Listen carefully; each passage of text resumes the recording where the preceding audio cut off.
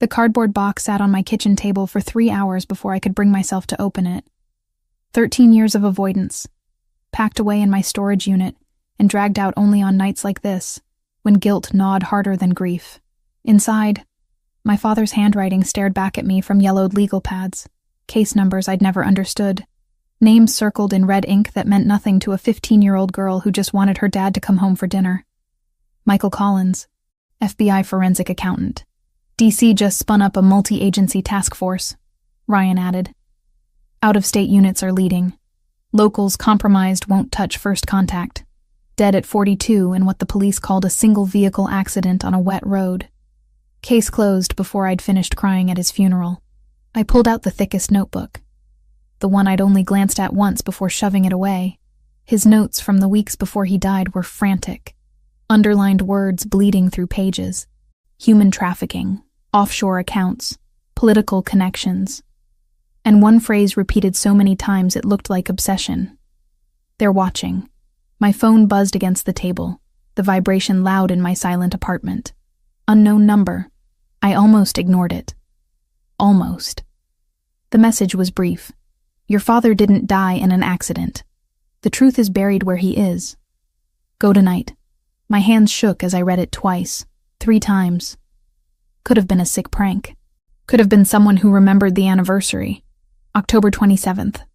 13 years since I became an orphan. I texted back, "Who is this?" No response. Just those 2 sentences glowing accusingly from my screen. Camilla would tell me I was insane. My best friend had spent years trying to convince me to let it go, to stop seeing conspiracies in my father's death. But Camilla didn't know what I'd found in these boxes. Didn't know about the calls he'd made the week before he died. The way he'd hugged me too tight and told me he loved me 3 times in one day, like he was memorizing the moment. I grabbed my jacket and keys. Cedar Hill Cemetery was 40 minutes outside Portland, farther if the roads were bad. I called my aunt that night. She cried the quiet kind of tears that sound like relief over a phone line. "Your dad would have liked him," she said. "He finally brought you home to yourself." The clock read 21:47, close to the time he died, according to the police report. 22:15, they'd estimated. Late enough that no one was around to witness anything. The drive passed in a blur of streetlights and second-guessing. By the time I pulled through the cemetery gates, a light drizzle had started, just enough to slick the narrow roads winding between headstones. I killed my headlights and parked behind a maintenance shed, instinct telling me to stay hidden. My father's grave sat on a small hill beneath an oak tree. I'd chosen the spot because he used to take me hiking in forests like this, before the job consumed him. Before he started coming home with shadows under his eyes and checking the locks twice every night. I made it halfway up the path before I saw them. 10 men. All in black suits despite the late hour and drizzle. They stood in a perfect circle around my father's headstone, still as statues, their formation too precise to be coincidental. SUVs were parked in a line along the access road, black and gleaming even in the darkness. I dropped behind a large monument, heart slamming against my ribs. This wasn't a prank. This was real and dangerous, and I should leave, call the police, do anything except what I was doing, which was staying frozen and watching. One man stood at the head of the grave. I couldn't see his face, but I saw him bend down, saw him place something white on the headstone. He spoke, his voice too low to carry, but the cadence sounded foreign. Italian, maybe. When he straightened, he made a gesture, and all 10 men bowed their heads in unison. It lasted maybe 30 seconds. Then, without a word, they dispersed. Each man returned to a vehicle with military efficiency. Engines purred to life, and the convoy rolled away into the night, taillights disappearing like dying embers. I waited 5 full minutes, watching for movement, listening for footsteps. Nothing, just the whisper of wind through leaves, and the distant hum of traffic on the highway. The envelope sat where the man had left it, already damp from the drizzle. My father's name was written on the front in elegant script. Michael Collins. My fingers trembled as I picked it up, the paper thick and expensive. Inside, bundled stacks of $100 bills. I didn't count them, but I knew wealth when I saw it. Thousands. maybe tens of thousands. And tucked between the bills, a card no bigger than my palm. The handwriting was the same as the envelope. Debt paid. Forgive me. Michael Collins, GM. You shouldn't be here. I spun, nearly dropping the envelope. He stood less than 10 feet away, and I had no idea how he'd approached without sound. Tall, maybe 6'3", dressed in the same black suit as the others, but wearing it like a second skin. Dark hair, olive skin, and eyes that caught what little light remained. Not blue, not quite brown. Something in between that looked almost predatory in the shadows. Who are you? My voice came out steadier than I felt. I could ask you the same question. He stepped closer, moving with a fluidity that made me want to retreat. But I think I already know. You have his eyes. The statement hit me like cold water. You knew my father. I did. He glanced at the envelope in my hands. You weren't supposed to find that. Then you shouldn't have left it in a public cemetery. The sarcasm came from somewhere deep, the place where fear transformed into anger. What is this? Some kind of guilt payment? His jaw tightened, the only crack in his composed exterior. It's what I owed him. Owed him for what? For saving my life. He said it simply, like it was fact rather than revelation. Your father was a good man. Better than me. Better than most. Was. Past tense. Acknowledgement that my father was dead. And this stranger knew why. Did you kill him? No. The word was immediate, almost sharp. But I know who did. My grip on the envelope tightened. Then tell me. Not here. Not now. He reached into his jacket and I tensed, but he only pulled out a business card. Plain white, embossed lettering. Giovanni Moretti. Import, export. An address in downtown Portland. When you're ready to know the truth, come find me. Why should I trust you? You shouldn't. He turned to leave, then paused. But you will, because you're a journalist. Olivia Collins, 28 years old, freelance investigative reporter living in a studio on Morrison Street. You've been looking into your father's death for 5 years. You won't stop now. Ice flooded my veins. How do you know that? I know everything that matters. He walked toward the remaining SUV, the one I hadn't noticed parked behind the oak tree. Before getting in, he looked back. The men who killed your father are still out there. Still dangerous. If you want answers, you'll need protection. Think about it. The door closed with a solid thunk. The engine started and he drove away, leaving me alone with a dead man's grave and $50,000 I didn't understand.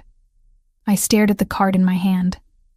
Giovanni Moretti, GM. The initials from the note. This man knew my father. Knew what happened. And somehow, impossibly, I knew I'd be walking into his office within days, because he was right about one thing. I wouldn't stop. Not now. Not ever. 2 days of obsessive Googling taught me more about Giovanni Moretti than I wanted to know. His name appeared in exactly 3 newspaper articles over the past decade, always in the background of charity galas or business openings. Never charged, never even questioned publicly. But the way journalists phrased sentences around him screamed careful legal vetting. The import-export company he supposedly ran had offices in 6 cities and a website so generic it could have been selling anything from olives to weapons. You're not seriously considering this. Camilla stood in my kitchen doorway, arms crossed, watching me compile notes like I was preparing for war. Olivia, this man could be dangerous. He knew things about my father no one else does. I circled another name in my notebook, one that appeared in both my dad's notes and a business filing connected to Moretti's company. The police said it was an accident. Everyone said it was an accident. But what if they were wrong? Then go to the FBI. Go to someone official. She moved closer, her voice dropping. Don't walk into a stranger's office because he left money on a grave and knew your address. The $50,000 sat in my closet, still in the envelope, still unexplained. I hadn't touched it beyond moving it from my car. Blood money, maybe. Or guilt. Or something worse I couldn't name yet. I'm a journalist, Cam. This is what I do. You write exposés on corporate fraud and political corruption. You don't investigate organized crime. She grabbed my arm, forcing me to look at her. Please, just think about this. I had thought about it. For 48 hours straight, through sleepless nights and coffee-fueled mornings. Every rational part of my brain screamed that Camilla was right. But the angry, grieving 15-year-old who'd never gotten answers kept pushing me toward that business card. "I'll be careful," I said, knowing it was a lie. The address led to a building in downtown Portland that smelled like old money and new threats. Marble floors, art that probably cost more than my car, and a receptionist who looked like she could kill me with her letter opener if needed. She made one phone call after I gave my name, then gestured toward the elevator without a word. 4th floor, corner office. The door was already open when I arrived. Giovanni Moretti sat behind a desk made of dark wood that gleamed under recessed lighting. He looked different in daylight, less predator and more businessman, but the intensity in his eyes remained unchanged. Those strange dark brown eyes that seemed to catalog every detail of my appearance in the seconds it took me to cross his threshold. "Miss Collins." He stood, gestured to a leather chair across from him. "I wondered if you'd come. You didn't give me much choice." I sat, keeping my spine straight, refusing to be intimidated by the luxury surrounding me. "You said you knew who killed my father." "I did." He returned to his seat, steepling his fingers. "But first, tell me what you know about his work." He was a forensic accountant for the FBI.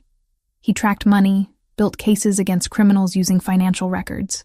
And the case he was working on when he died? I hesitated. My father's notes had been vague, coded in ways I'd never fully deciphered. Something involving offshore accounts, international trafficking. He was close to something big. He was close to exposing a network that spanned 3 countries and involved people who don't tolerate exposure. Giovanni pulled a folder from his desk drawer, slid it across to me. 15 years ago, I was 19 years old and very stupid. My family had certain business interests. I was forced to participate in an operation I didn't approve of. Your father was the agent investigating us. I opened the folder. Photographs of a younger Giovanni, barely more than a boy, alongside surveillance reports marked with FBI headers. My father's signature on witness statements. "He could have arrested me," Giovanni continued. "Had evidence, testimony, everything needed to put me away for 20 years. Instead, he gave me a choice. Walk away from my family's business, build something legitimate, or face prosecution. Why would he do that? Because he saw something in me that I didn't see in myself yet." His voice softened fractionally. He believed people could change if given the chance. I took that chance. I flipped through more pages, seeing the progression. Giovanni establishing his import business, documents showing legitimate transactions, tax records that looked clean. Then a shift. Reports about my father's investigation into Albanian trafficking rings. Names circled. One I recognized from his personal notes. Arben Krasniqi. 2 years after your father gave me that chance, he died. Giovanni's jaw tightened. I investigated on my own. Discovered that the Albanian mafia killed him because he was about to expose their trafficking network. Politicians were involved. Police were involved. Your father was a threat they couldn't allow to exist. My hands shook as I read the evidence he'd compiled. Witness statements, financial records, surveillance photos showing Krasniqi's men near the road where my father crashed. This was real. This wasn't conspiracy or paranoia. This was murder, documented and detailed. Why didn't you take this to the authorities? Because the authorities were compromised. Half the people who should have investigated were on Krasniqi's payroll. He leaned forward. Your father asked me to protect something if anything happened to him. I didn't know what he meant until I saw you at the cemetery. He wanted me to protect you. The revelation hit like physical impact. That message. The one telling me to go to the cemetery. Who sent it? His expression shifted. Something guarded entering his eyes. We'll discuss that later. Right now, you need to understand something more important. Arben Krasniqi discovered that you've been investigating your father's death. You've been asking questions, pulling old records. He knows you exist. And he knows you're a threat. Ice flooded my veins. How would he know that? Because he has people watching for anyone who shows interest in that case. You triggered alerts when you requested police reports 3 months ago. Giovanni stood, moved to the window overlooking the city. You're in danger, Miss Collins. Real danger. I wanted to argue, to say he was exaggerating. But the weight of evidence in my lap said otherwise. What do you want from me? I want to keep you alive. It's what your father would have wanted. You don't owe me anything. I owe him everything. He turned back, and for the first time I saw something beyond the controlled exterior. Grief, maybe. Or guilt that 15 years couldn't erase. Let me protect you. 72 hours. That's all I ask. Give me 3 days to assess the threat and put measures in place. I should have said no. Should have walked out and gone straight to the FBI field office. But something in his voice, in the way he spoke about my father, made me believe him. 72 hours, I heard myself say. And then you tell me everything, including who sent that message. He nodded once. My people will... The office door burst open. A man in a dark suit I recognized from the cemetery, the same military bearing. Sir, parking garage. 2 men, Albanian, waiting by her car. Giovanni's transformation was instantaneous. The businessman vanished, replaced by something cold and lethal. How many of ours? 4 in position. Ryan's with them. Get her out through the service entrance. Now. He looked at me, and I saw the predator again. Stay close to them. Do exactly what they say. Everything happened too fast to process. The suited man, whose name I didn't know, had my arm, pulling me toward a door I hadn't noticed behind a bookshelf. Giovanni was speaking rapid commands into a phone. We were in a service corridor, then a stairwell, footsteps echoing off concrete. Gunshots. Distant but unmistakable. 2 sharp cracks that made my heart slam against my ribs. Keep moving, my escort ordered, his grip on my arm tightening. We emerged in an underground parking level I didn't recognize. 3 SUVs sat with engines running. A broad-shouldered man with gray at his temples stood by the middle vehicle. Ryan Foster, he said, opening the door. You must be Olivia. Get in. I climbed into the back seat, my hands shaking now, adrenaline flooding my system. Ryan slid in beside me while another man took the driver's seat. The SUV was moving before my door fully closed. What just happened? Attempted kidnapping, Ryan said calmly, like he was discussing weather. Albanian crew waiting to grab you when you left the building. Boss anticipated it, had counter-surveillance in place. Did anyone... I couldn't finish the question. Our people are fine. Theirs are in custody. Local police are already involved, though they won't learn much. He studied me with sharp eyes that missed nothing. You're safe now. That's what matters. But I didn't feel safe. I felt like I'd stepped through a door into a world I didn't understand, where men waited to kidnap me and gunshots were just part of the landscape. My phone buzzed. Giovanni's number, though I didn't remember giving it to him. The text was brief. Decision time, Olivia. 3 days of protection, or you're on your own against people who've already found you once. Choose now. I looked at Ryan, at the driver who navigated streets with practiced efficiency, at the city passing by outside bulletproof windows. I typed back one word. Yes, because Camilla was right. This was dangerous. But walking away now would be even more deadly. The safe house sat 2 hours north of Portland, carved into mountainside like it belonged there. All glass and stone and security cameras I pretended not to notice. Ryan showed me to a guest room that had better furniture than my entire apartment, then left me alone with instructions not to wander and a phone number to call if I needed anything. I didn't sleep the first night. Just sat by the floor-to-ceiling windows watching armed men patrol the perimeter, their silhouettes passing through pools of landscape lighting like ghosts protecting the living. Giovanni arrived the next morning carrying a leather messenger bag that probably cost more than my monthly rent. He looked different without the suit jacket, just dark slacks and a gray button-down with sleeves rolled to his elbows. More human, less untouchable. Coffee? He set the bag on the table, pulled out a thermos and 2 cups, like this was normal. Like I wasn't being held in protective custody while Albanian mobsters hunted me. Black, I said, because refusing felt petty. He poured with steady hands, passed me a cup that radiated warmth into my palms. The coffee was better than anything I'd ever made myself. Of course it was. I brought more files. He gestured to the bag. Everything I've compiled on your father's investigation. You said you wanted the truth. For the next 4 hours, we sat at that table while he walked me through 15 years of research. Financial records showing offshore accounts connected to Krasniki's network. Witness statements from people too terrified to testify. Surveillance photos of meetings between politicians and criminals. My father's face appeared in some of the older images, always in the background, always watching. He was meticulous, Giovanni said, tracing a line on a flowchart showing money movement between shell companies. Most agents would have given up after hitting the first dead end. Your father just worked harder. He never talked about his cases at home. I stared at a photo of my dad sitting in an unmarked car, camera pointed at a warehouse.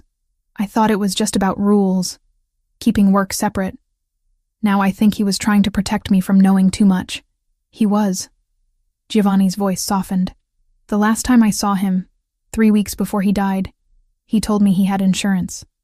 Something that would bring down the entire network if anything happened to him. I didn't understand what he meant then. Insurance? My mind raced through possibilities. You think he left evidence somewhere? I'm certain of it. But Krasniki never found it. Which means your father hid it well. He came back the second day with different files. These showed his own past. The family business he'd walked away from at 19. Shipping routes that moved more than olives and wine. Money trails that led to places no legitimate business should touch. My grandfather built the Moretti family over 40 years, Giovanni said, showing me a photograph of an old man with fierce eyes. He came from nothing, survived things I can't imagine. But somewhere along the way, he forgot the difference between surviving and thriving. By the time I was old enough to understand what we really did, it was too late to pretend ignorance. Why did you stay until you were 19? Loyalty, fear, stupidity. He set the photo down. All of the above. My mother died when I was 10. My father was... He paused, jaw tightening. He wasn't a good man. My grandfather raised me after that, taught me everything he knew. I loved him. Didn't want to disappoint him. But you walked away. Because your father showed me I could. That there was another path. He met my eyes, and I saw the weight he carried. I've spent 15 years trying to prove he was right to give me that chance. The third night, a storm rolled through the mountains. I stood on the covered balcony watching lightning split the sky, rain hammering against the glass barriers loud enough to drown out thought. Can't sleep? I turned. Giovanni stood in the doorway, barefoot, wearing jeans and a black t-shirt that did nothing to hide the muscle beneath. More human than I'd ever seen him. Too much in my head, I admitted. He moved to stand beside me, close enough that I could feel the warmth radiating from his skin. We watched the storm in silence for a long moment. That message, I said finally. The one that brought me to the cemetery. You said we'd discuss it later. It's been 3 days. His expression shifted, something guarded entering his eyes. Ryan sent it.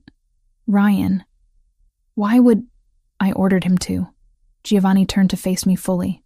Years ago, I gave him standing instructions. When the time was right, when I was certain it was safe, deliver the money to your father's grave and notify his daughter.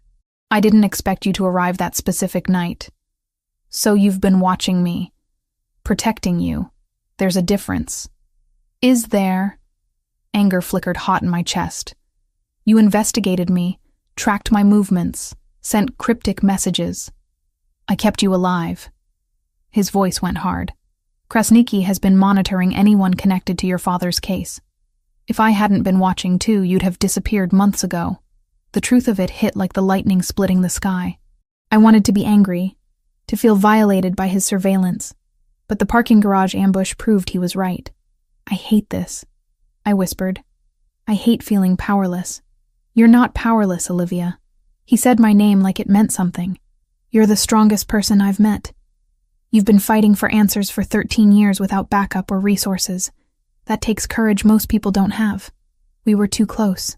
I could see the flecks of gold in his dark eyes, could smell cedar and rain, and something uniquely him. When lightning flashed again, illuminating his face, I saw the same awareness in his expression.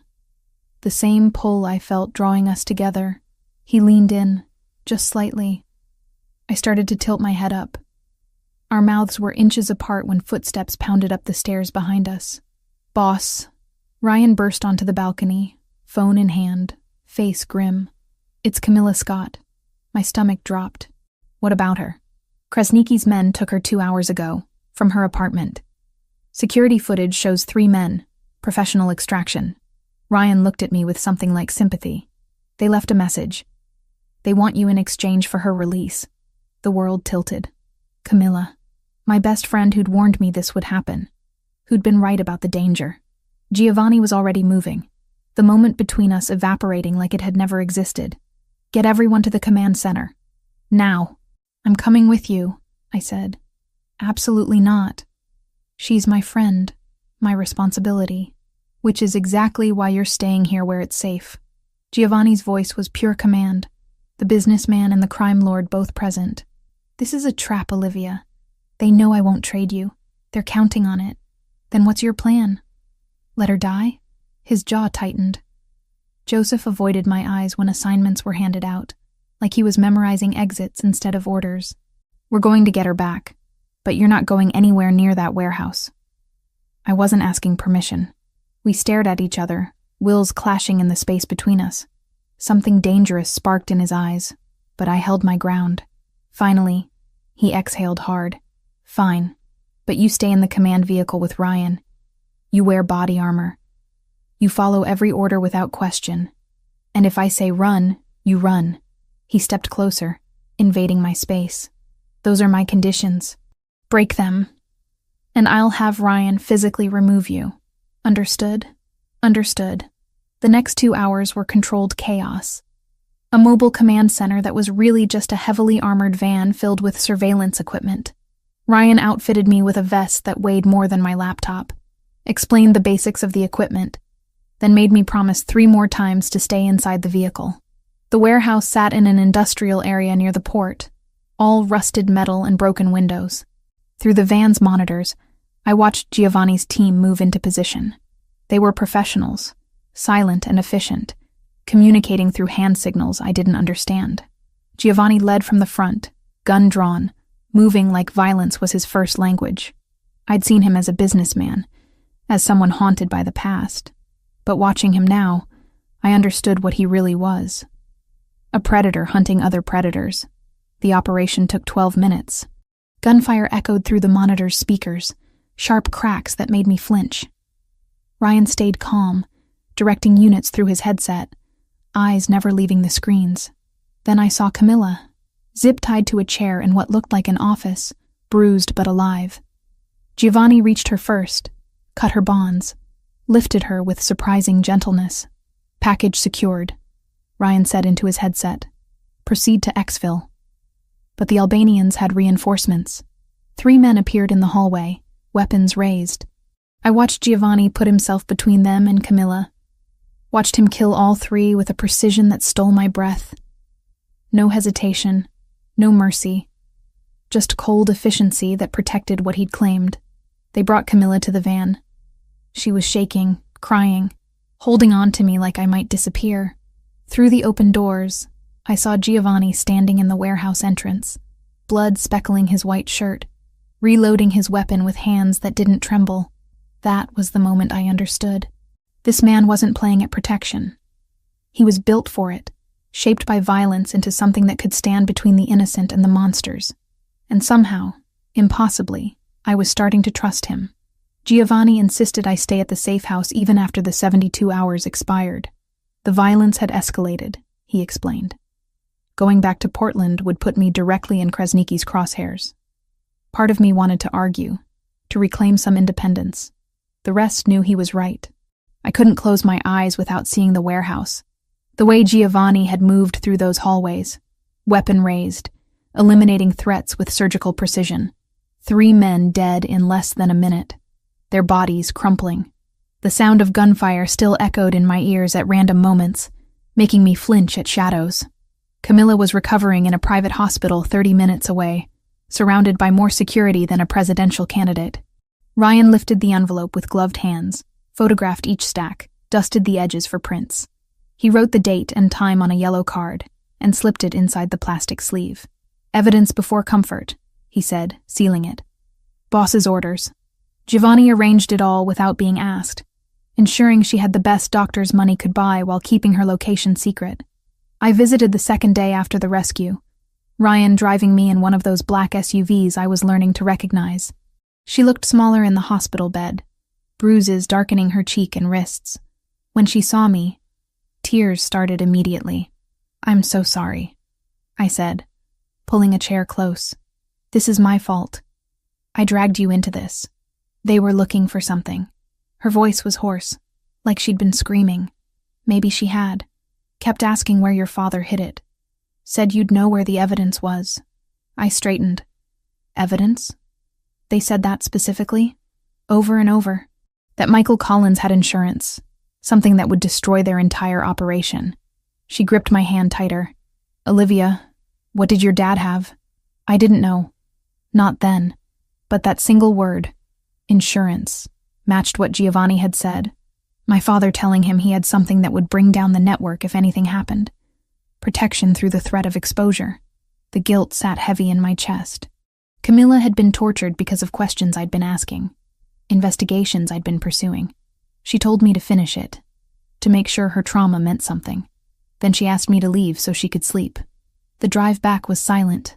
I stared out the window watching Oregon landscape blur past, my mind churning through possibilities. If my father had hidden evidence, where would he put it? Not at home. The house had been searched after his death, cleared out when I went to live with my aunt in Seattle. Then I remembered. "Ryan, I need to go to a bank." The memory surfaced sharp and clear, cutting through years of deliberate forgetting. "First National, downtown Portland." He glanced at me in the rearview mirror. "That's not on today's approved locations." "I don't care. Call Giovanni. Tell him I remembered something about my father." 20 minutes later, we were heading back toward the city, this time with 2 additional SUVs flanking us. Giovanni met us at the bank, appearing from the lead vehicle looking like he'd been in the middle of something important. His sleeves were rolled up, hair slightly disheveled in a way that shouldn't have been attractive but was. "This better be good," he said, though his tone held no real irritation. 3 weeks before he died, my dad brought me here. We walked through the marble lobby toward a bank employee Giovanni had apparently called ahead. Said he was setting up something for my future, opening a safety deposit box in both our names. "You never checked it?" I was 15 and my father had just died. I blocked out everything from those last weeks. The truth tasted bitter. Until now. The vault was everything you'd expect. Pristine, temperature-controlled, silent as a tomb. The bank employee verified our identities, checked signatures, then left us alone with a long metal box that weighed almost nothing. Inside, wrapped in protective plastic, sat an external hard drive, old by modern standards, but the controlled environment had preserved it perfectly. A note was taped to the top in my father's handwriting. "For Olivia. When you're ready." Giovanni lifted it carefully, turning it over in his hands like it might explode. "This is it. This is what got him killed." We took it back to the safe house. Giovanni had technology people who could recover data from ancient electronics, who knew how to access encrypted files without triggering any self-destruct protocols my father might have installed. It took 6 hours. I paced the entire time, unable to sit still, unable to think about anything except what might be on that drive. When they finally displayed the contents on a laptop screen, I understood why people had died to keep this secret. 15 years of investigation. Financial records showing money flowing from Albanian trafficking networks through shell companies and into the accounts of politicians, judges, police chiefs. Names, dates, amounts. Video footage of meetings that should never have happened.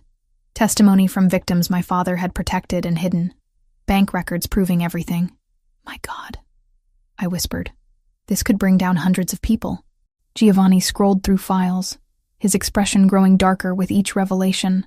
"Your father was building a case that would have destroyed not just Krasnicki's organization, but everyone connected to it. This is why they killed him. This is what they've been searching for. We need to publish this. Public exposure flips their risk calculus," Ryan said. "Once this hits, any move against civilians becomes evidence for federal murder for hire. They'll cut losses and disappear. Get it to every news outlet, every law enforcement agency that isn't compromised. They'll bury it." He looked up at me, something hard in his eyes. Half these people have the power to make evidence disappear. They'll claim it's fabricated, sue for defamation, tie it up in courts for years while victims continue suffering. Then what do you suggest? Just let them win? I suggest we use this to destroy Krasniki directly. Force him into the open, eliminate the head of the snake while the body's still writhing. He stood, moving around the desk toward me. You do your part. Publish everything simultaneously across multiple platforms. Make it impossible to suppress. I'll do mine. Take out Krasniki before he can retaliate or disappear. You mean kill him? I mean finish what your father started. We stood too close in the dimming light of the study. Outside, the sun was setting over the mountains, painting everything gold and red. The violence of the warehouse still haunted me, but I couldn't deny the logic. Publication alone wouldn't stop men like Krasniki. They'd just rebuild somewhere else, hurt more people, continue the cycle. How long would we have? 2 weeks to prepare.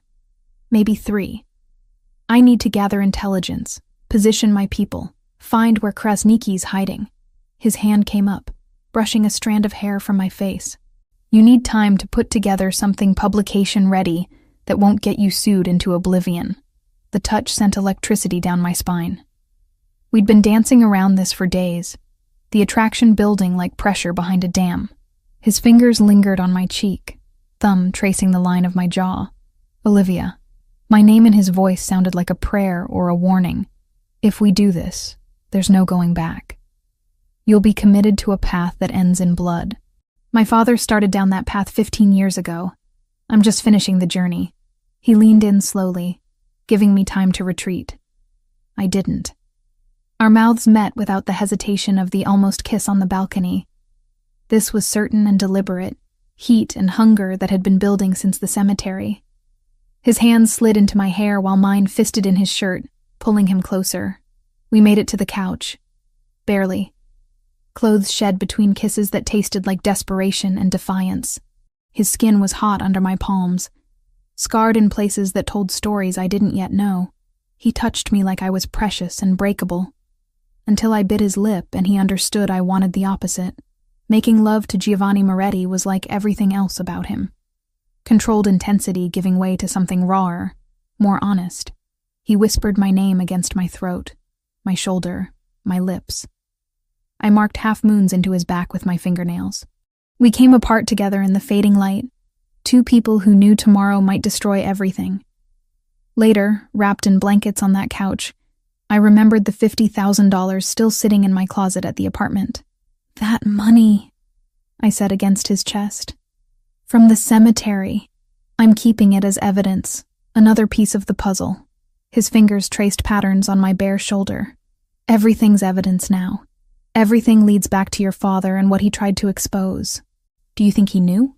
That it would kill him? I think he knew the risk and decided some things were worth dying for. Giovanni pressed a kiss to my hair. He was brave. Reckless, maybe, but brave. I thought about my father in those last weeks. The extra hugs, the careful documentation, the preparation for a future he wouldn't see. He'd known exactly what he was doing, building a legacy of truth even if it cost him everything. We'll finish it, I promised the ghost of Michael Collins and the man holding me in the present. Whatever it takes. Giovanni's arms tightened around me. Outside, armed guards patrolled under moonlight. Somewhere, Krasniki was planning his next move. And on a 15-year-old hard drive sat enough truth to burn down an empire. The war was coming. We just had to be ready when it arrived. The training started the next morning. Joseph's hands shook when he thought no one was looking, just a tremor along the tendons. I filed it away without a label. Giovanni woke me before dawn, handed me workout clothes that fit perfectly despite never asking my size, and led me to a basement I hadn't known existed. Padded mats covered the floor. Weapons hung on walls in neat rows that should have terrified me, but instead felt inevitable. Self-defense first, he said, rolling his shoulders.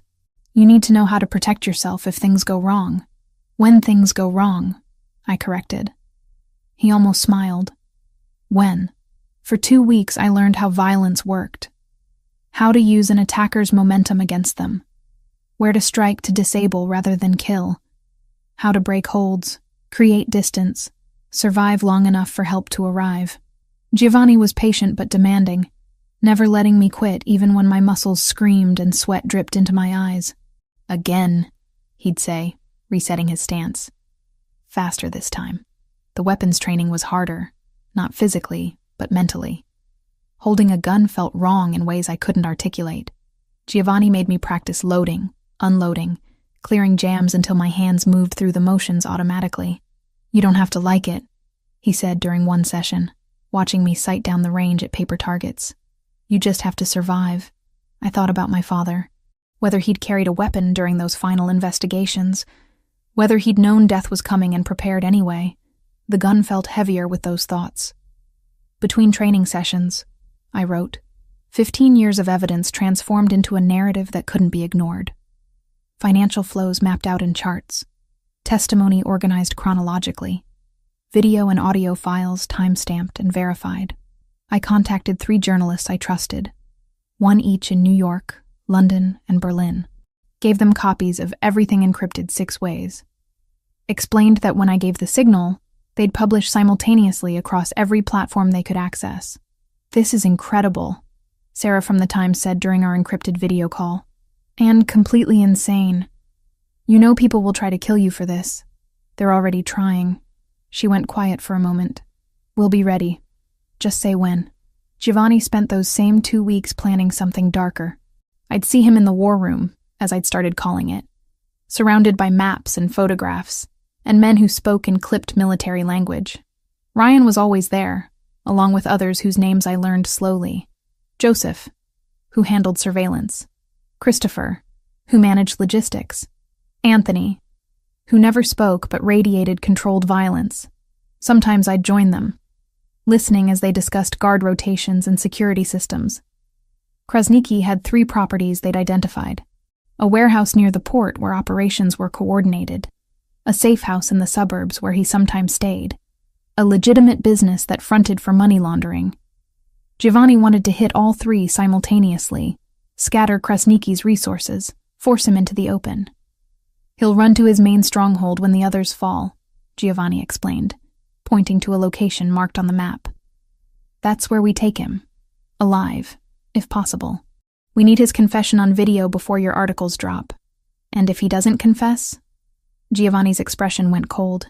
"He will. I didn't ask what methods he'd use. Some things I didn't need to know yet. The nights were ours. We'd fall into bed exhausted from training and planning, but always found energy for each other. Giovanni loved slowly, thoroughly, like he was memorizing every inch of my skin. I'd trace the scars on his body, each one a story of survival. We didn't talk about feelings or futures, just existed in those stolen hours when the world outside couldn't reach us. 1 week became 2. My muscles grew harder, my aim steadier.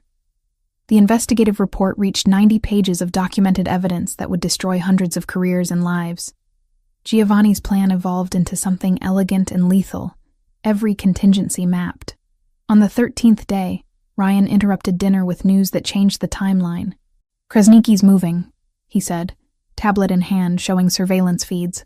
"Our sources say he's relocating tomorrow night, heading to a compound near the Canadian border.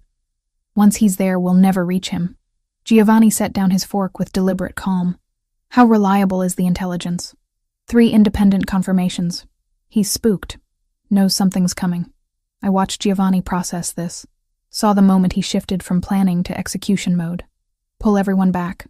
"We move in 12 hours. My stomach dropped. 12 hours. We weren't ready. I wasn't ready. "Olivia," Giovanni's hand covered mine on the table. "Can you have everything prepared by dawn?" Could I? The articles were written. The journalists briefed. But my mind rebelled against the suddenness. Yes. "Then we do this tomorrow night." The preparation that evening was controlled chaos. Men arriving at the safe house in groups, checking weapons, reviewing assignments. I finalized the publication sequence with Sarah and the others, scheduled everything to go live at precisely 9 p.m. Pacific time. Giovanni wanted Krasniki in custody before the internet exploded with evidence of his crimes.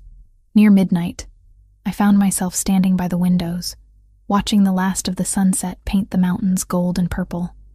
Tomorrow night, this would be over, one way or another. "Come with me," Giovanni said from the doorway. "There's something I need to do." He drove us to Cedar Hill Cemetery in one of the SUVs, just the two of us. The graves looked different in the gathering darkness, peaceful rather than ominous. My father's headstone gleamed under the security lights that lined the paths. Giovanni parked and we walked to the grave together. He carried no flowers, no offerings. Just stood there looking at the carved name. Michael Collins, beloved father. Then he dropped to one knee. The gesture shocked me. This man who commanded dozens, who'd killed without hesitation, kneeling in the dirt before my father's memory. He spoke in Italian first, words I couldn't understand but felt in the cadence. Then he switched to English, voice rough with emotion I'd never heard from him. "I failed you once. Let you die when I should have been watching. Should have protected you better." He paused, hand pressed flat against the ground.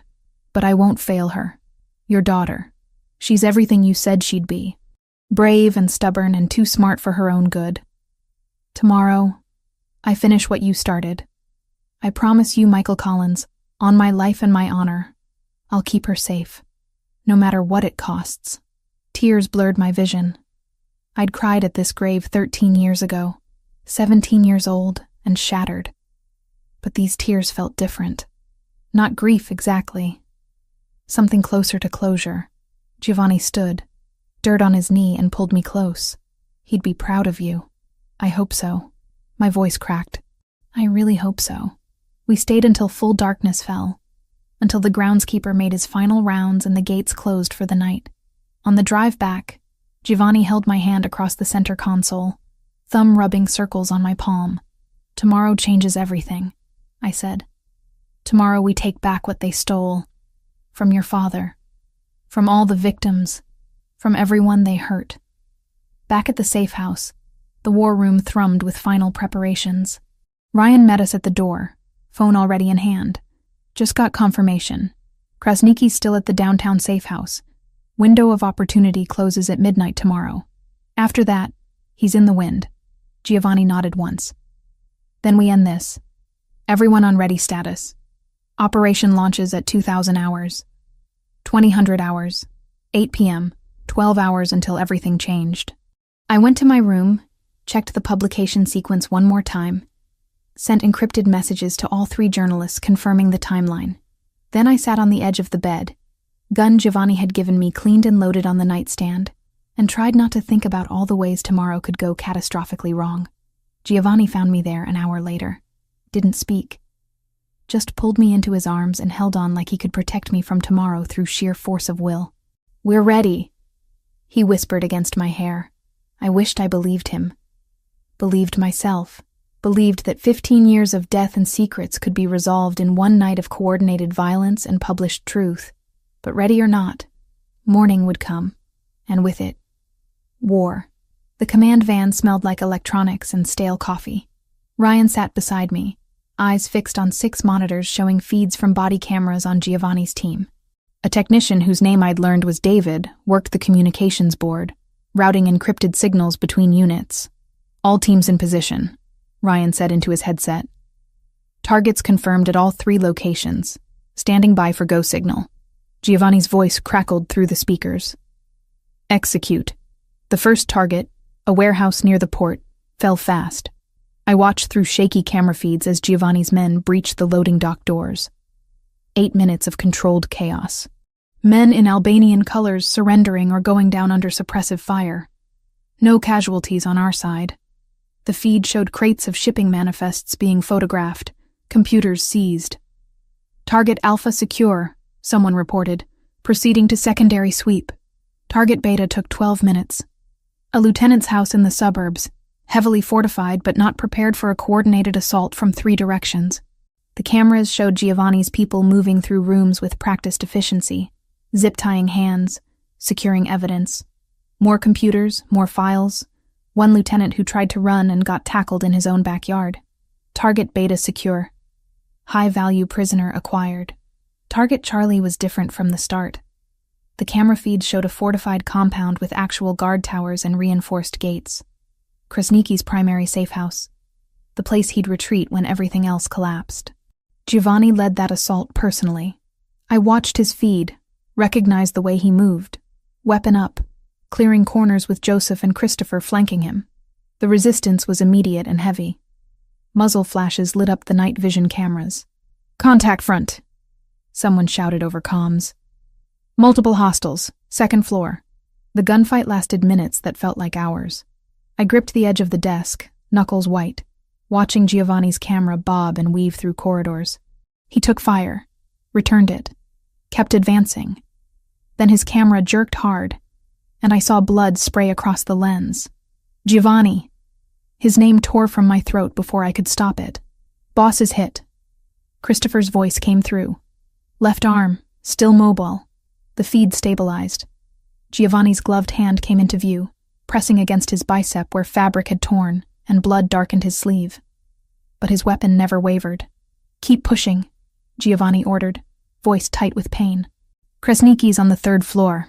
Anthony, take point." They found him in what looked like a converted office. Arben Kresnicki, 45 years old, surrounded by paperwork he'd been frantically burning.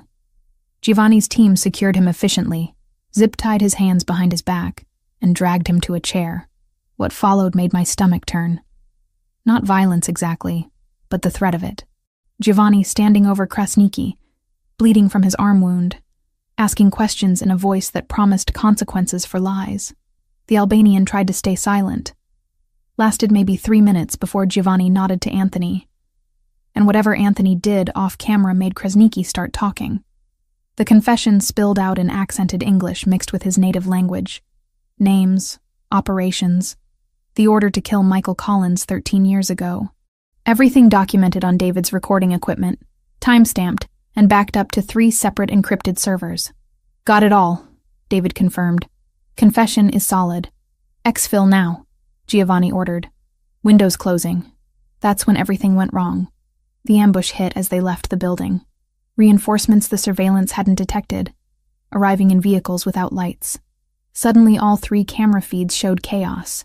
Giovanni's people were caught in a crossfire, pinned between the building and attacking forces. Multiple hostiles. Ryan barked into his headset. Where the hell did they come from? They must have had a silent alarm, David said, fingers flying over keyboards. "I'm counting at least 15 incoming. Our van sat 2 blocks away, supposedly secure in an alley behind a closed factory. I heard the gunfire before I saw them. 3 men in dark clothes sprinting toward us, weapons raised. "Contact!" Ryan shouted, drawing his own gun. The first bullets shattered the van's front windshield. David was turning toward the sound when the second volley hit. I saw the impact, saw him jerk backward, blood blooming across his chest. He collapsed without making a sound. Ryan returned fire through the broken windshield, taking position between me and the attackers. "Get down." I dropped to the floor, heart slamming so hard I thought my ribs would crack. More gunshots. The van's side window exploded, raining safety glass across my back. Through the chaos, I heard Ryan grunt, saw him stagger. "Ryan!" "I'm fine," he gritted out, but blood soaked his left shoulder. He kept firing with his right hand, each shot precise despite the injury. "Stay down, Olivia." The gun Giovanni had given me sat in my waistband, heavy and foreign. I'd trained with it, knew how to use it. But training and reality were different universes. My hands shook as I pulled it free, clicked off the safety the way Giovanni had taught me. One of the attackers appeared at the broken side window, weapon coming up to aim inside the van. I didn't think, just raised my gun and fired. The recoil shocked me, sent my second and third shots wild. I didn't hit him, but he flinched back, bought us 3 seconds. Ryan used those seconds. 2 shots, both center mass. The attacker went down. Then Giovanni was there, appearing like violence incarnate. Blood on his arm, on his face, murder in his dark eyes. He and 2 others engaged the remaining attackers with overwhelming force.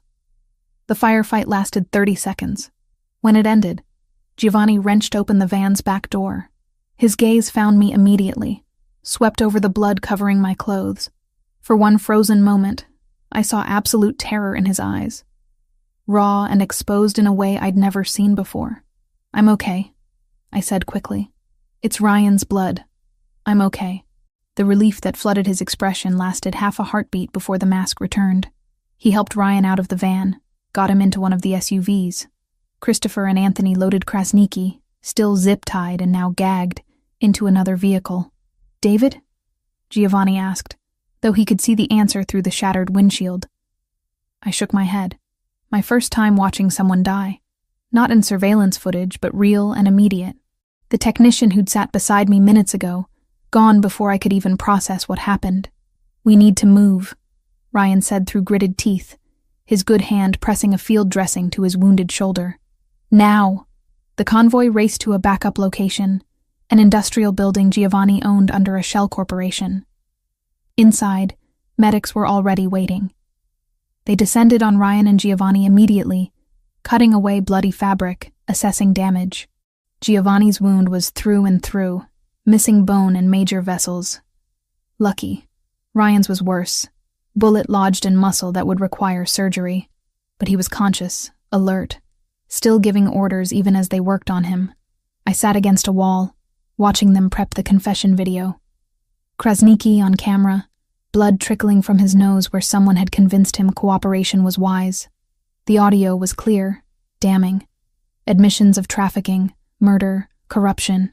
My father's name spoken with casual confirmation that yes, they'd killed him. Yes, it was ordered from the top.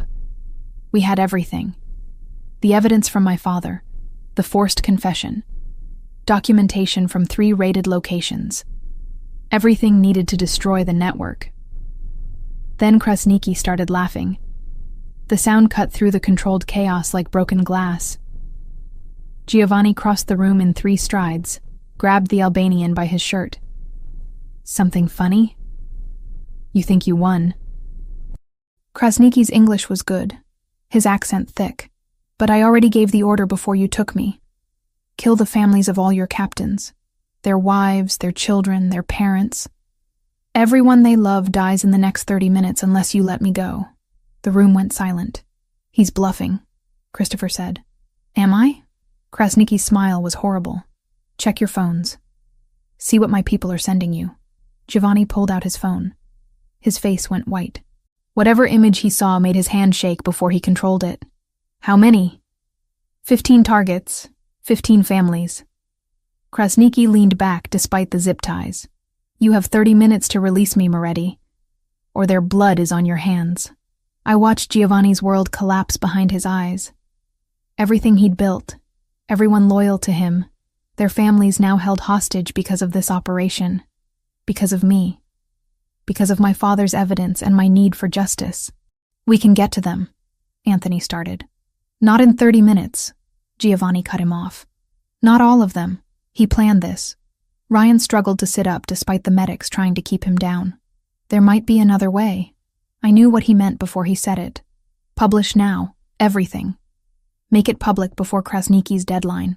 Force the authorities to respond, remove his leverage. If we publish the evidence now, I said, pulling out my phone with hands that wouldn't stop shaking. It goes viral in minutes. FBI, DEA, ATF will have to respond immediately. His people will abort rather than risk exposure. Or they'll kill everyone anyway, Krasniki said. Out of spite. Maybe. I looked at Giovanni, saw the impossible choice crushing him. But it's the only play we have left. 29 minutes until 15 families died. 29 minutes to save them, or watch everything burn. Giovanni met my eyes across the blood-stained concrete. Made his decision. Do it. My fingers moved faster than my thoughts, typing the signal code into 3 separate encrypted messages. Sarah in New York, Thomas in London, Maria in Berlin, the journalists who'd been waiting for this moment. Publishing in 3 minutes, I said, voice steadier than my hands. Once it's live, there's no taking it back. Giovanni stood across the warehouse, blood still seeping through the makeshift bandage on his arm. His face was carved from stone, but I saw the war raging behind his eyes. 15 families. People who trusted him, who'd followed him, whose children played in backyards while their fathers did terrible things in his name. Do it, he repeated. Krasniki laughed again. That horrible wet sound. You're choosing wrong, Moretti. Those families are already dead. You just don't know it yet. Shut him up, Giovanni ordered. Anthony gagged Krasniqi with efficiency that suggested practice. I hit send on all 3 messages simultaneously. Then opened Twitter, Facebook, Instagram. Created posts with links to cloud storage containing everything. Financial records, video testimony, photographs of meetings that should never have happened. 15 years of my father's investigation, unleashed on the world in 15 seconds. It's out, I whispered. Ryan worked his phone one-handed, the other arm hanging useless at his side. Already spreading, first shares coming in. Guardian just picked it up. 4 minutes. The posts multiplied like viruses, jumping from account to account. News organizations scrambled to verify, but the evidence was too comprehensive to ignore. Names started trending. Politicians, judges, police chiefs. The algorithm god smiled on truth for once, pushing our revelations into millions of feeds. 7 minutes. CNN sent a breaking news alert. BBC followed 30 seconds later. The story was too big, too documented, too explosive to contain. FBI Portland field office is mobilizing, Ryan reported, monitoring police scanners.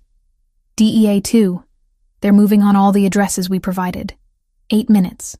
Christopher checked in from his surveillance post. Albanian crew at the Henderson house just received a call. They're pulling back. Say authorities are inbound. One by one, the reports came in. Krasniqi's people aborting their attacks, melting away as federal vehicles descended on their positions. Not all of them. 3 families had close calls, teams arriving seconds before the Albanians fled. But no casualties. No blood spilled because of our impossible choice.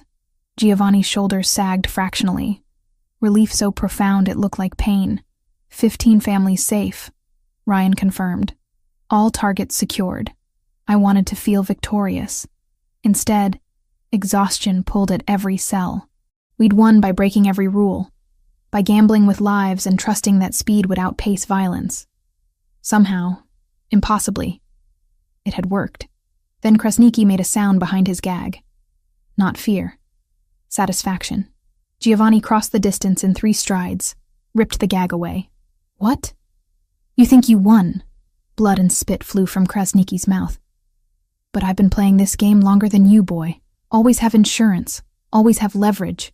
Your leverage just evaporated when those families were secured. That leverage, yes, but not the real one. Krasniqi's eyes glittered with malice. 2 of your precious captains, your trusted men, they work for the FBI, have been for 18 months. Your whole organization is compromised. The words hit like detonations. I saw Giovanni process them, saw the implications cascade through his mind. Every operation, every decision, every secret potentially fed to federal handlers. You're lying, Christopher said, but uncertainty cracked his voice. Am I? Check your phones. FBI just sent warrants for your arrests. They've been building a case using testimony from your own people. Ryan was already checking. His face went pale. He's not lying. Federal warrants just issued, multiple counts, RICO charges. The warehouse erupted into controlled chaos. Men checking phones, cursing, some already moving toward exits. The plan had been to secure Krasniqi, get his confession, then let the evidence do its work. Now Giovanni's entire operation was collapsing from the inside. Who? Giovanni's voice was ice and fury. Which ones? Before anyone could answer, Joseph drew his weapon. Not pointing at Krasniqi, pointing at Giovanni. I'm sorry, boss. His voice shook, but his hands stayed steady. I didn't want it to go down like this. But they have my sister. They've had her for 20 months. Said they'd kill her if I didn't cooperate. Everything slowed down. I saw Giovanni's hand move toward his own weapon. Saw Christopher and Anthony responding, their training kicking in. Saw Ryan trying to stand despite his wound. Saw Joseph's finger tighten on the trigger. I moved without thinking. Training Giovanni had drilled into me taking over. 3 steps put me between them.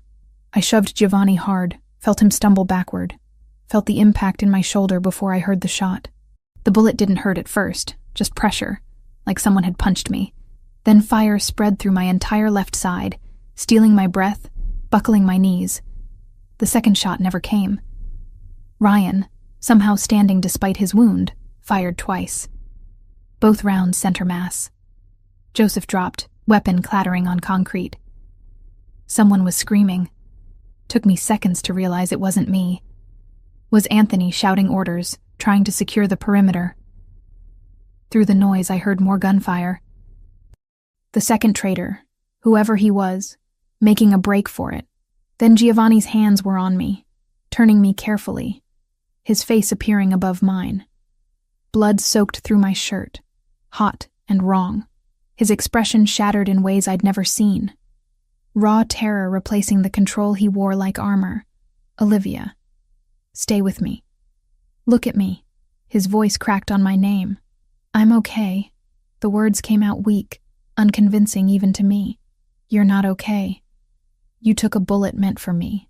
His hand pressed against my shoulder, trying to stem the bleeding. The pressure made me gasp. Worth it, I managed. Wouldn't let him shoot you. Medic! Giovanni roared. Now! But the sirens were already approaching. Multiple vehicles closing fast. The evidence we'd published had lit a fire under every law enforcement agency in the state. They were coming for all of us. Boss, we need to move, Christopher urged. FBI is 2 minutes out. I'm not leaving her. They'll arrest you. Charge you with everything. You need to run. Giovanni looked down at me, his dark eyes swimming with something I'd never seen in them before. Tears. Actual tears cutting tracks through the blood and dirt on his face. This man who'd killed without hesitation, who commanded through fear and respect, was crying over me. I'm not leaving, he said again, quieter. His thumb brushed my cheek, gentle despite the violence surrounding us. You saved my life. Again. You keep saving me. Giovanni. Ryan's voice carried warning. 30 seconds. The warehouse doors burst open. Paramedics first, then federal agents in tactical gear, weapons up, shouting commands. Giovanni raised his hands slowly, never taking his eyes off mine. Someone was cutting my shirt away, pressing gauze against the wound, asking me questions I couldn't process. Olivia Collins? An agent appeared in my fading vision. We need you to come with us. You're a material witness. She's been shot, Giovanni snarled. She needs a hospital. Ambulance is ready. We'll provide protection en route. More hands lifted me onto a gurney. Every movement sent lightning through my shoulder. Through the chaos, I found Giovanni. They were cuffing him, reading him his rights. He didn't resist, just kept his eyes locked on mine as they led him away. No words passed between us. Didn't need them. Everything that mattered lived in that look. Gratitude. Terror. Something deeper that neither of us had dared name yet. The ambulance doors closed, severing the connection. Sirens wailed as we raced through Portland streets. A female agent sat beside me, taking notes, asking questions I answered mechanically. Yes, I'd published the evidence. Yes, I knew Giovanni Moretti. Yes, I understood I'd be required to testify. My shoulder burned. But the physical pain was nothing compared to the ache in my chest. Giovanni was arrested. Ryan was wounded. David was dead. Joseph was dead. Everything had fractured in ways I didn't know how to fix. But 15 families were alive. Krasniki's network was exposed. My father's 15-year investigation had finally reached the light. As the ambulance pulled into the hospital emergency bay, I touched the wound on my shoulder. Blood on my fingers. My blood. Spilled protecting a man who'd spent 15 years honoring his debt to my father. The circle was closing. Whether we'd survive to see it complete remained written in futures I couldn't predict. 18 months changed everything and nothing. The federal courthouse became as familiar as my own apartment. Depositions, grand jury testimony, pre-trial hearings that stretched across seasons. I spent more time with prosecutors than friends, walking them through every document my father had compiled, every connection we'd uncovered, every moment that led to that warehouse, and the bullet that still lived in my shoulder as scar tissue. The FBI understood faster than I expected. The evidence was legitimate inheritance, passed from father to daughter through a safety deposit box I'd accessed legally. My publication hadn't been criminal. It had been journalism under extreme circumstances. exposing corruption that law enforcement had failed to address for 15 years. They detained me initially as a material witness, but within 72 hours I was released without charges. Cooperating witness status. Protected, not prosecuted. The shoulder healed slowly. Physical therapy 3 times a week for 6 months.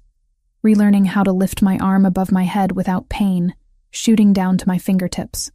The scar was ugly, puckered and pink. A permanent reminder of the second I'd stepped between Giovanni and a bullet.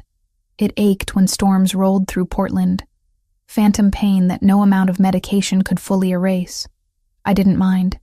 The ache meant I was alive. Giovanni was alive. That mattered more than vanity. My article won the Pulitzer. They announced it on a Tuesday morning while I sat in a coffee shop reviewing legal documents. Sarah called, screaming congratulations so loud I had to pull the phone away from my ear. The ceremony was formal and surreal, standing on a stage accepting recognition for work that had cost David his life, that had nearly cost all of us everything.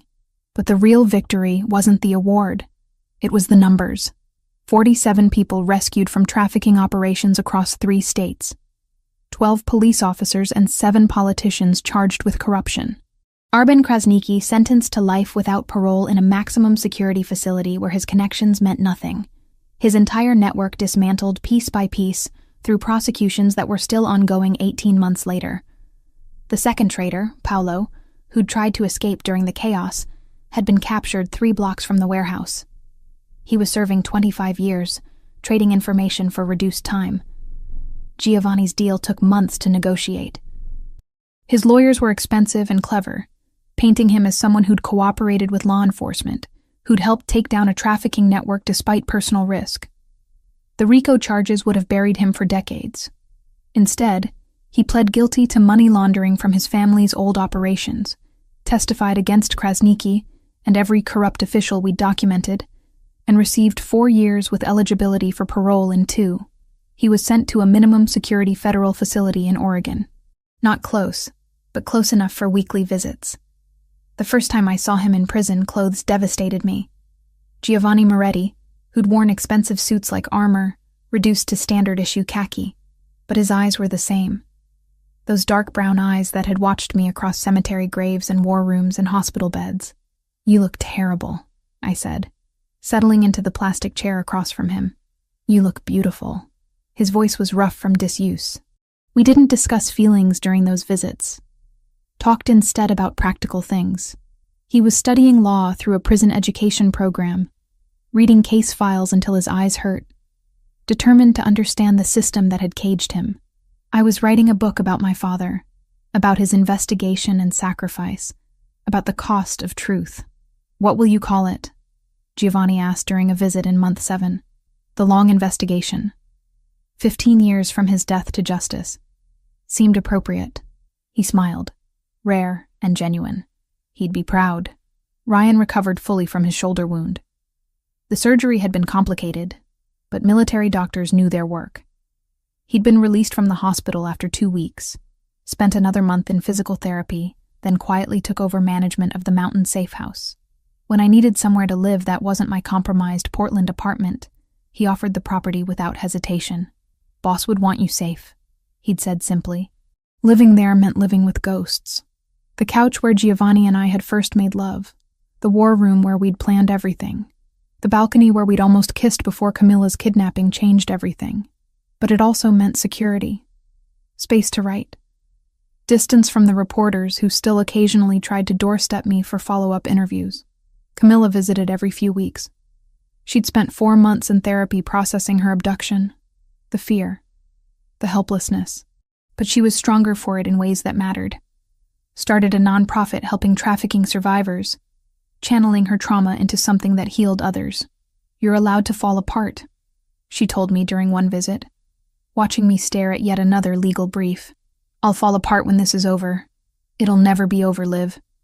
That's the point. You survived something terrible and now you have to learn how to live after." She was right. Stopping felt like betraying my father all over again. But I was learning. Slowly. The parole hearing happened in month 17. Giovanni's lawyers were cautiously optimistic. He'd been a model prisoner, caused no trouble, completed his educational programs, continued cooperating with ongoing investigations. The board voted 3-2 in his favor. Parole granted, with conditions. No contact with known criminals, regular check-ins with his parole officer, prohibition on leaving the state. They released him on a Thursday in April, 18 months after that warehouse. I waited in the parking lot, leaning against my car in spring sunshine, watching the prison doors like they might not actually open, like this might be another dream I'd wake from. Then he emerged. Different and the same. Thinner, harder around the edges, carrying a single bag with his few possessions. He stopped at the gate, scanned the parking lot, found me. The distance between us evaporated. I was running before deciding to move, and he caught me, arms wrapping around my waist, lifting me off my feet. We held each other in that parking lot for what felt like hours, saying nothing because words were insufficient for the relief, the gratitude, the impossible joy of survival. "You waited," he said finally, face buried in my hair. "Every week." I know you did." Giovanni started his security consulting business 3 weeks after release. Legitimate work, helping businesses protect assets and personnel. The business grew faster than expected. Turns out people valued expertise from someone who'd lived in both worlds. I continued my investigative work, focusing on corruption. The book was scheduled for release in 6 months, already generating interest. I'd donate most of the proceeds to trafficking victim support. Blood money transformed into something useful. 6 months after his release, on a Saturday morning when weather was perfect, Giovanni drove us to Cedar Hill Cemetery. We walked to my father's grave together, carrying fresh flowers. The headstone looked the same as it had that rainy night 18 months ago when 10 men in black suits had circled it. When Giovanni had left $50,000 and a note about debts paid, Giovanni knelt in the grass, placed the flowers carefully at the base of the stone. He spoke in Italian first, words I still didn't understand, but felt in their reverence. Then he switched to English, his hand pressed flat against the carved letters of my father's name. I kept my promise. "Michael Collins, your daughter is safe, more than safe. She's extraordinary." His voice broke slightly. "I finished what you started. We finished it together. The network is destroyed. 47 people are free because of the evidence you gathered. Because you refused to stop even when it cost you everything." Tears blurred my vision. I knelt beside Giovanni, placed my hand over his. "I'm going to spend the rest of my life protecting her." Giovanni continued. "Not because I owe you, because I love her, because she's the best thing that ever happened to me. And you gave me the chance to become someone worthy of that." He turned to me then, and I saw tears tracking down his face. Giovanni Moretti, who I'd watched kill without hesitation, who commanded through strength and violence, crying in front of my father's grave. "Olivia." He pulled a small box from his pocket. "I'm not good at speeches, and this isn't about grand gestures. It's just truth. You saved my life the night we met. You've saved it every day since. I want to spend whatever time we have left returning the favor. Will you marry me?" The ring was simple. White gold, single diamond, nothing ostentatious. Perfect. "Yes," I whispered. "Yes." He slid the ring onto my finger with shaking hands, then pulled me close. We stayed kneeling there in the grass, holding each other while the spring breeze moved through the cemetery and birds sang in the oak tree overhead. "Your father would approve," I said against his shoulder. "I hope so. I really hope so." We stayed until the sun began its descent toward the horizon, painting the sky in shades of gold and pink. When we finally stood, Giovanni took my hand, laced our fingers together. "Ready?" he asked. I looked one last time at my father's grave. "They were mine," Giovanni said, when I asked about the 10 men in black at my father's grave. "Old country men. They understand ritual, the weight of a name carved in stone. I sent them so no one could call the payment rumor. Some debts deserve witnesses, and your father deserved more than rumor. At the name carved in stone. At the flowers we'd brought. 13 years of grief and anger and searching for truth. 18 months of war and testimony and rebuilding. All of it leading to this moment. standing in a cemetery with the man I loved. Both of us scarred but alive. Both of us free. Ready, I said. We walked back to the car together, hands joined, not looking back. The past was honored. The debt was paid. What came next belonged to us alone.